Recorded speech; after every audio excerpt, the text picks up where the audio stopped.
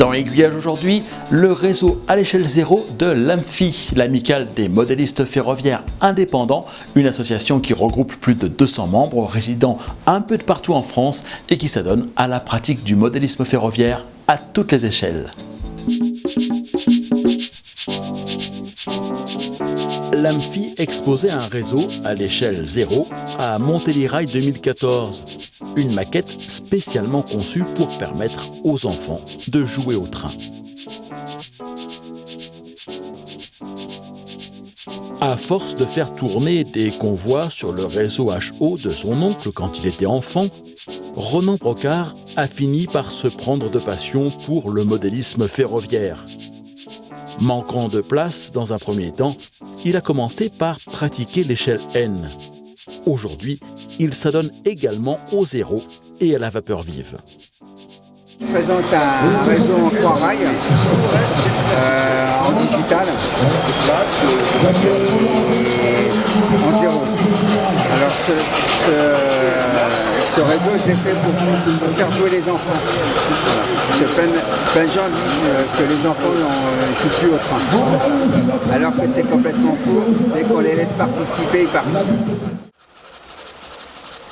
Le réseau présenté par Ronan est à l'échelle 0 et en 3 rails. Pourquoi le 3 rails? Parce qu'en conception, c'est plus simple, c'est plus adapté, il y a moins de problèmes que sur le 2 rails.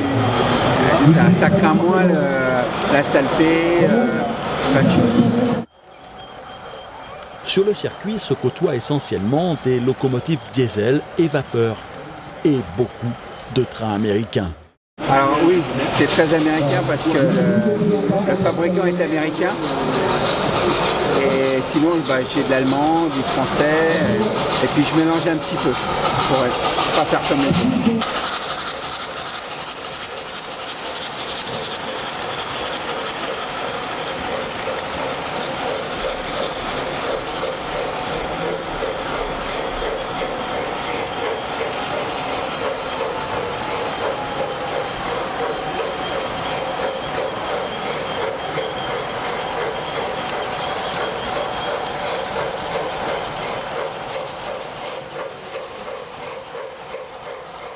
Profitons d'avoir sous les yeux un réseau en 3 rails pour parler de ce mode particulier d'alimentation des convois.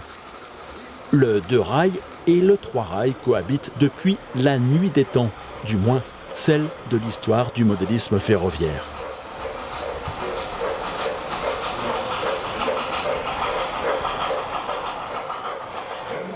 Au début du XXe siècle, les premiers trains jouets, en tôle, pouvaient déjà fonctionner soit en courant continu, en s'alimentant par leurs roues, soit en courant alternatif, en prenant l'électricité par les rails et par un système de captation centrale constitué de plots fixés entre les traverses.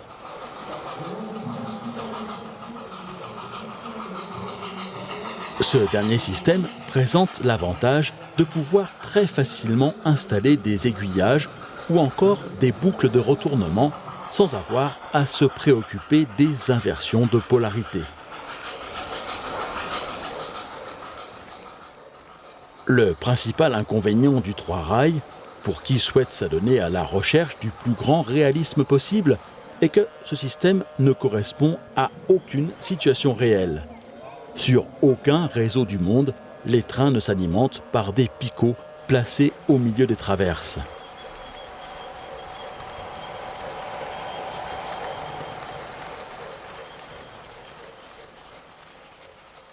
Ici, s'agissant d'un réseau pour initier les enfants à la conduite des trains, le souci de la recherche du réalisme ne se pose pas.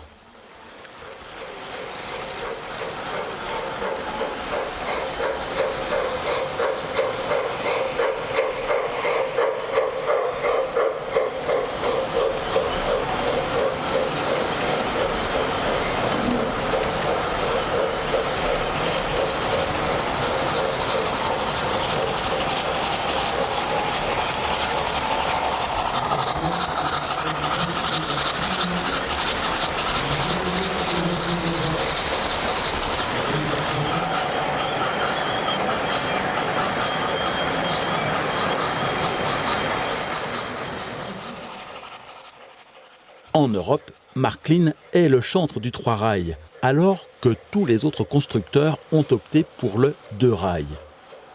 Mais ici, le fournisseur du matériel est américain. Il s'agit de la société MTH Electric Trends.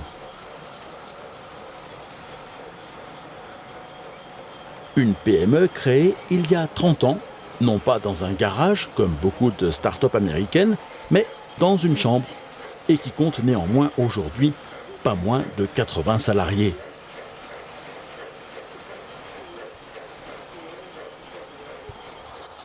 Elle produit des modèles dans 4 échelles, le 0, le 1, le HO et le standard tinplate, une échelle un peu plus grande que le 0.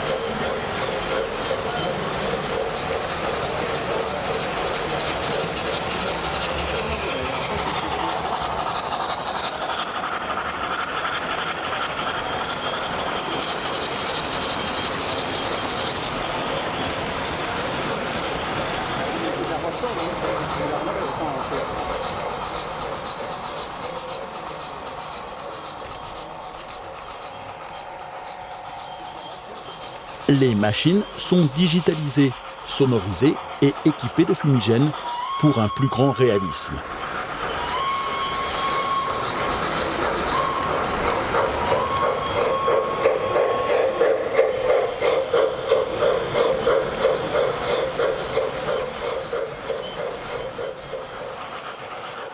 Il est même possible de modifier à partir de la télécommande l'intensité de la fumée à distance et de réaliser d'impressionnants ralentis. Comme le réseau est piloté par des enfants, pour ce qui est du ralenti, il faudra repasser. Ils sont en général plus attirés par la grande vitesse que par la contemplation de convois passant à vitesse très réduite.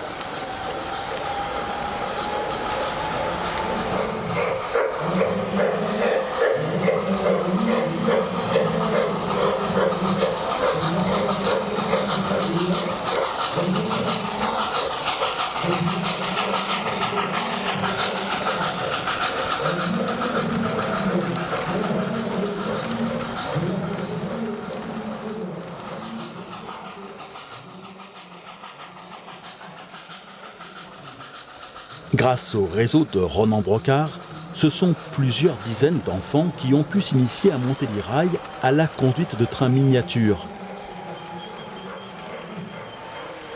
Chaque année, ils sont plusieurs centaines à recevoir un diplôme attestant de leur capacité à piloter des trains à l'échelle 0. Car Ronan participe à pas moins d'une quinzaine d'expositions par an. De quoi susciter pas mal de vocations.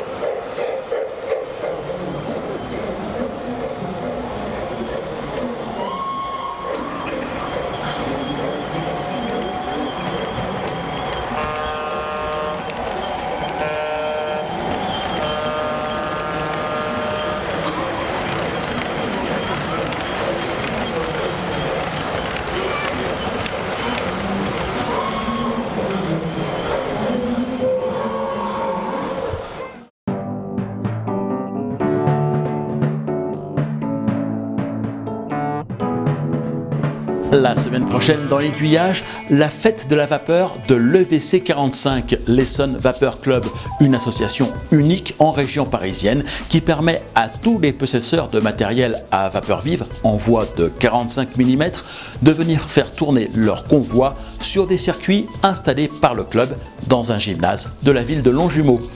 Aiguillage, c'est chaque semaine un nouveau reportage consacré au tourisme, au patrimoine ou au modélisme ferroviaire. Pour être sûr de ne rater aucun des prochains épisodes, abonnez-vous à sa chaîne YouTube et à sa newsletter que vous trouverez sur le site www.aiguillage.eu. Vous recevrez chaque semaine un mail vous informant des nouveautés publiées sur le site. Si vous êtes nouveau par ici, voici quelques suggestions de vidéos à découvrir en guise d'avant-goût.